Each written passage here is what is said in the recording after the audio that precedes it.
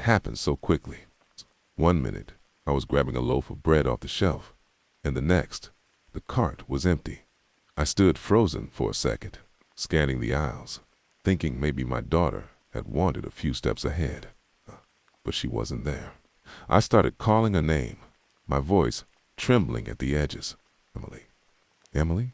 I glanced around, my heart pounding, trying to stay calm, but the buzzing lights above me grew louder, my head spinning.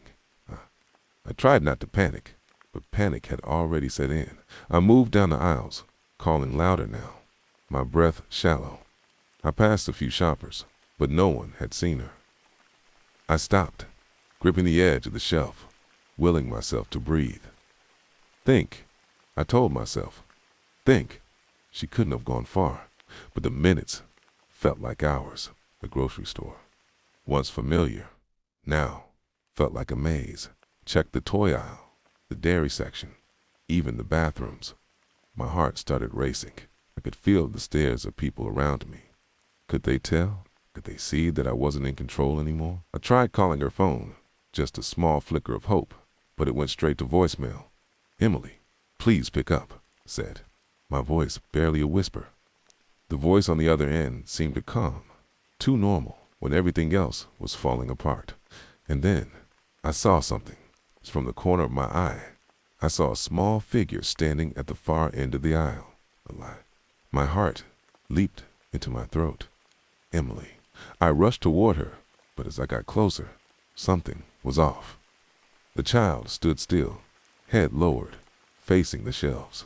Taya called her name again, but she didn't move. My breath caught in my chest. I reached out, touched her shoulder cold, as she turned, and my stomach dropped. It wasn't Emily. My pulse skyrocketed. The child's face was pale, eyes too wide, too vacant. They stared at me without recognition. I stumbled back, my legs shaking. Where's my daughter? I choked out, but the child didn't answer. The coldness in their gaze was like ice, too distant, too wrong. Panicking, I spun around, nearly collapsing as I searched desperately again. It's when I heard a soft voice from behind me, clear and real. Mommy. I turned in time to see Emily holding my hand, looking up at me with wide, innocent eyes. Relief washed over me like a tidal wave, but there was no comfort in it. The child I had just seen was gone, vanished. Where were you? I asked, my voice shaking, too loud. Why did you leave me? I was right here, she said, right behind you. I was just picking out cookies. I looked at her, unsure if I should believe my own eyes. I kissed her forehead, but something lingered in the air, something that didn't feel right. The shadows of the aisle, the stillness around us, it all felt off. Maybe it was just my mind playing tricks, but I couldn't shake the feeling that something had been watching us the whole time. Something that wasn't my daughter. The next time I lose sight of her for even a second, I'm not sure I'll be able to breathe. My upbringing was a little unorthodox. I grew up in a Southern Baptist household, the kind where we didn't believe in ghosts, but were absolutely certain about demons. Let me explain. Something strange happened. It wasn't a spirit or wandering soul, it was something biblical. Something biblical. I never fully bought into it, but the message was drilled into me from a young age. Rejecting demons meant rejecting scripture itself. My mother, though, was different. Faith was optional for her. She wasn't atheist or agnostic, just indifferent. She'd say things like, God and I have an understanding. Whenever I pressed her about church, while I leaned into religion as a source of structure and stability, she drifted further from it. It was one of the many things that widened the gap between us. I won't sugarcoat it. My mother struggled with addiction, mental health issues, things she never wanted help for. Some days she was functional. Others, she was downright insane. I tried not to take it personally, but it was hard. Looking back, she definitely had schizophrenia or some kind of adjacent condition. But before you say anything about my family being neglectful of her mental health, it was a different time back then. One afternoon, Had a nightmare so vivid that I still remember every detail to this day. In the dream, I was lying in bed when my mother stormed into my room, screaming. In a fit of rage, she grabbed me by the wrist and started shaking me violently.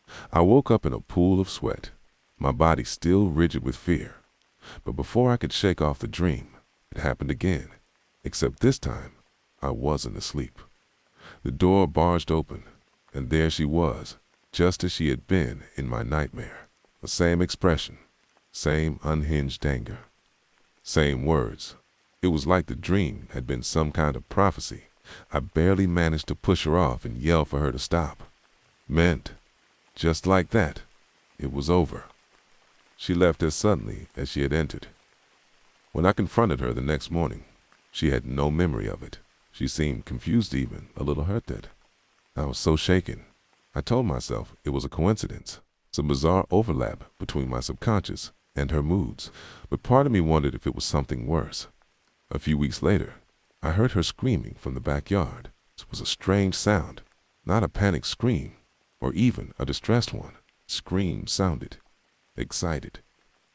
I don't even know if that makes sense, but that's the best way I can describe it. I rushed outside and froze at what I saw. My mother was standing in the yard, grinning, holding a massive 7-foot-long snake in her bare hands. That was terrifying enough on its own. But there's something you don't know, which made it even worse. My mother had a lifelong phobia of snakes. She couldn't even look at them on TV without recoiling. But there she was, gripping one like it was a toy. She said, "Come here, Kay," and motioned for me to grab the snake. I took a step back, shaking my head. "Kay," I literally said, "Mom, what the hell?" But the look in her eye told me she couldn't even understand the words I was saying. She just smiled wider and tilted her head like she was trying to scare me. I couldn't deal with it. I turned and ran back inside, slamming the door behind me. My heart was pounding. I peeked out the window and saw her still standing there, holding the snake like an offering. Eventually, she let it slither onto the ground and walked back inside as if nothing had happened. Later, when I asked her about it, she shrugged like I was making it up. She told me I must have had a strange dream and refused to entertain me. When I continued to ask about it, that was nothing compared to what I'm about to tell you, though. That winter, my church held an overnight lock-in. I was relieved to go. Church was my escape. It's a place where I could be around predictable, normal people. My mother dropped me off completely sober and even kissed a forehead before driving away. At around 4:30 a.m., just as we were settling into sleep, a loud knocking echoed through the chapel. We all sat up, glancing at each other. The knocking moved, traveling around the building in an impossible way. At times, it sounded like it was coming from multiple directions at once. It wasn't wind, it wasn't an animal. It was rhythmic circling the chapel like someone or something was trying to break in. The pastor, the only one with a key, was asleep in his office and hadn't heard a thing. I ran to wake him, and as soon as he stepped into the chapel, the knocking stopped. He opened the front doors, then literally stumbled back in fear. Standing there, barefoot and sweating in the freezing air, was my mother. Her clothes were disheveled, so her hair was dripping with sweat. Her lips were moving, but I couldn't hear what she was saying. She didn't acknowledge the pastor. Her eyes locked on me immediately. A slow, unsettling smile stretched across her face as she walked toward me. I wanted to run. The pastor tried to hold me back, whispering, "Stay here," but I felt completely powerless, like I had no choice but to go with her. I climbed into the car, afraid that she was going to do something, but she didn't. The drive home was silent.